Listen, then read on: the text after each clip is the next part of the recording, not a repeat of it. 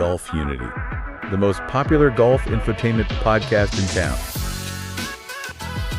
Okay, let's unpack this.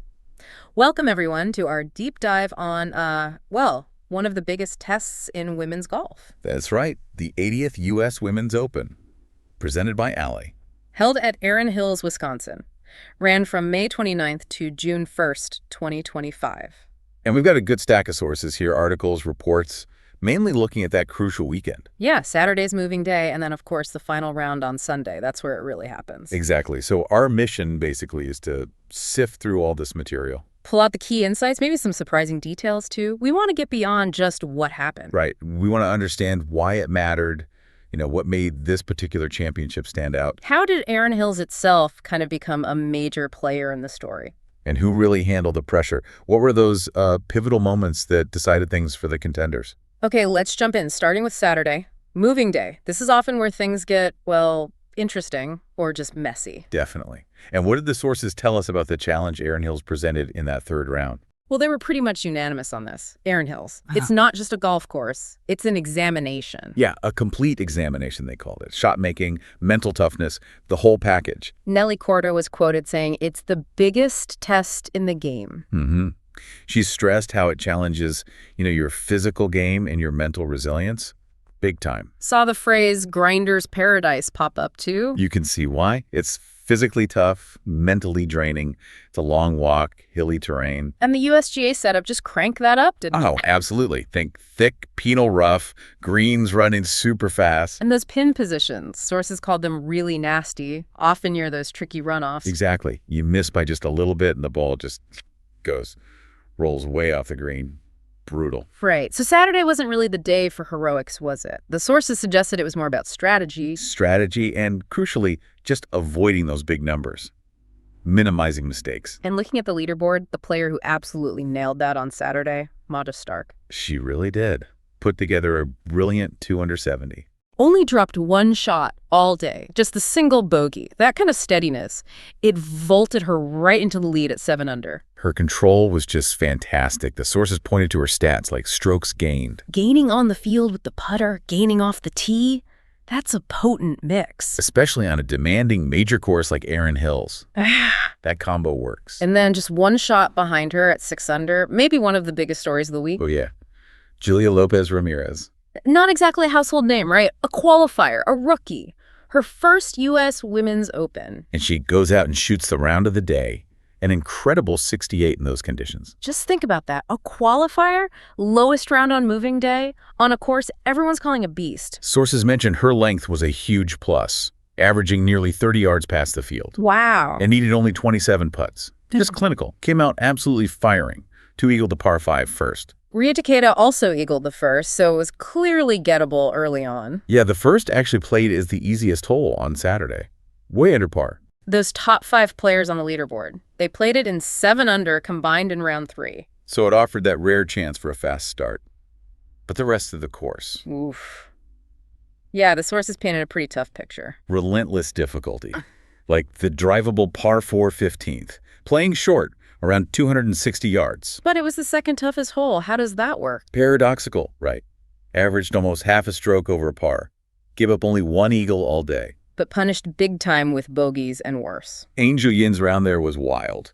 Eagle on 14 and boom, triple bogey 7 on 15. That just shows you, doesn't it? The fine line between reward and absolute disaster out there. Totally. And hole 4, the 409-yard par 4, that was the hardest hole on Saturday. Even higher over par. Why was that one so tough? Sources pointed to a difficult back right pin placement near a steep slope that just repelled anything slightly offline. Oh, okay. In fact, that whole stretch, holes 3 through 6, had 4 of the day's 5 toughest holes. Just brutal. Sounds like it really chewed players up. What happened to Mal Saigo? She started Saturday with a 3-shot lead. Yep, she was at 8 under. She did bury the first, got that good start like some others. But then ran into trouble pretty quickly. Made 4 bogeys in a 5-hole stretch starting at number 2.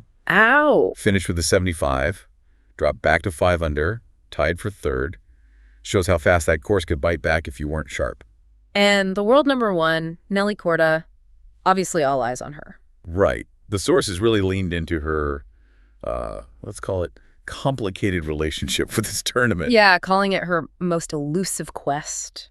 She's had some tough finishes, missed cuts here before. It really has been a significant test for her over the years. And Saturday was another test for her, wasn't it? Oh, absolutely. She really struggled on the front nine. Shot a 4 over 40 going out. But the sources made sure to note her fight on the back nine. They did. Birdied 2 of the last 4 holes to come home in 33. That was huge. A real comeback. Posted to 73, finished the day, 3 shots back at 4 under. She clawed back into contention, was how one source put it. That ability to dig deep when things aren't clicking. That was a key takeaway from her Saturday. So going into Sunday, you've got Stark leading at 7 under, Lopez Ramirez right there at 6 under. Then a group just 2 back at 5 under. Saigo, Hinako Shibuno, Ryo Takeda. And Korda lurking, 3 behind at 4 under. A really packed leaderboard. Lots of potential fireworks. Set things up beautifully for the final round. And if you look at that top group, that top 6. Only Saigo, Shibuno, and Korda had won majors before, right? Exactly. So you had that contrast, experienced champions versus these really hungry challengers like Stark and, the qualifier Lopez Ramirez. Added a whole other layer of drama. Before we get to Sunday, though, we have to talk about the amateurs. Absolutely. 6 made the cut out of the original 26 who started, which is just fantastic on a course that's difficult. Really is. Rai Feng, who's only 16, she was leading the low amateur race at 1 over after Saturday. And right behind her, just 1 shot back, was Lottie Wode. The world's top-ranked amateur won the Augusta National Women's Amateur. Wode talked about missing the cut the year before, didn't she? Yeah, sources quoted her saying it taught her about patience on these U.S. Open setups. You can't force it. That experience, playing the weekend against the best in the world on a major stage, it's just invaluable for their development. Totally. Rai Feng even got paired with Lydia Ko for the final round. Imagine that. Okay, all right, Sunday, final round. Tight leaderboard, brutal course. Who held their nerve? It was Maja Stark. She played such controlled golf. And even par 72 on Sunday. Finished at 7 under total, 281. Won by 2 shots. She never gave up that lead she grabbed on Saturday. 2 clear of Nelly Korda and Ryo Takeda, who tied for second at 5 under, holding off the world number 1. That says a lot. Especially after Korda's fight back on Saturday, shows Stark's resilience under that intense pressure. And the sources offered some really cool insight into Stark's mindset that week. Yeah, what did they say? She mentioned battling a bit of a confidence dip recently, but she made this conscious choice to, stop trying to force control. Interesting. Yeah, just let things happen. Trust her prep, trust her process. She even talked about little routines like hovering the club slightly before swinging, just to release tension. That mental game strategy sounds like it was absolutely critical for her. And her caddy, Jeff Brighton, apparently a former stand-up comic. He played a big role too. Keeping her relaxed, helping her switch off between shots. That support system is just vital, isn't it? No question. It clearly worked. Stark had this amazing bogey-free streak going. Finally ended on Sunday at the 7th hole, right? Yeah. But the key was how she responded. Korda birdied 7 and 8, closed the gap right up. But then Korda missed a key putt on 9 that would have tied them. Exactly. That felt like a potential momentum shifter that didn't quite shift. Then later, on the back 9, Stark drains that crucial 14-footer for birdie on 11. Right after Korda missed a par putt on 13, the sources noted. That let Stark stretch her lead again at a really vital time. Korda, Shibuno, Takeda all made birdie on the par 5 14th, pulled back within 2 again. And Stark just immediately answered. Birdied 14 herself to push the lead back to 3. Wow. That exchange on 14 really felt like the moment she kind of slammed the door shut. Pretty much. She did bogey the last 2 holes, 17 and 18. But she had enough cushion by then, right? Exactly. Built enough of a lead that those late drop shots didn't cost her the trophy. What about Julia Lopez Ramirez? Started the day just 1 shot back. That must have been tough. Yeah, Sunday was much harder for her, unfortunately. She shot a 79. Oh, wow. And had a triple bogey on 18, a difficult finishing hole. Ended up tied for 19th. Still, what a week for her. Absolutely. While it was a tough finish, the sources were all singing her praises. To contend like that as a qualifier, a rookie, incredible performance. Huge potential there. And Nelly Korda. Finishing T2, that's her best ever result in this championship. It is. And she's been really open about that complicated relationship with the U.S. Women's Open. Said it's gotten my heart broken a couple times.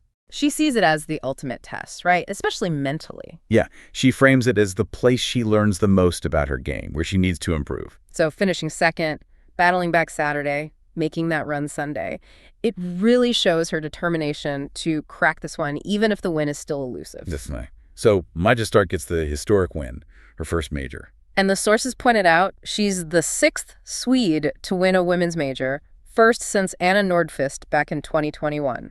A truly life-changing win. Yeah. And that prize money, biggest in women's golf history, $2.4 million. Heard she joked about maybe being able to move out of her studio apartment now. Yeah, fantastic moment for her. So wrapping this deep dive up, looking back at the 80th U.S. Women's Open at Erin Hills, several key things really stand out from the sources. For sure. Maja Stark's win, it wasn't just about great ball striking. It was a masterclass in managing the mental side. Trusting her process, leaning on her team under that pressure cooker environment. Then you have Nelly Korda's continued pursuit.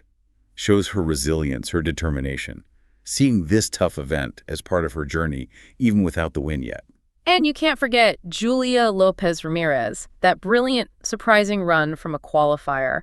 Reminds you that talent can emerge from anywhere on these biggest stages. Absolutely. And the course itself, Erin Hills, it was a central character, wasn't it? Truly demanding. A test of shot making, yeah, but also mental strength. Yeah. Physically exhausting. Those setups, the runoffs, the sources made it clear. It wasn't just about skill. It was patience, strategy, minimizing those big errors. And gotta mention the amateurs again. Their strong showing really highlights the depth of talent coming up. Proves how vital this championship is as a proving ground. Definitely. The U.S. Women's Open, being the oldest women's major, just carries so much weight, so much history.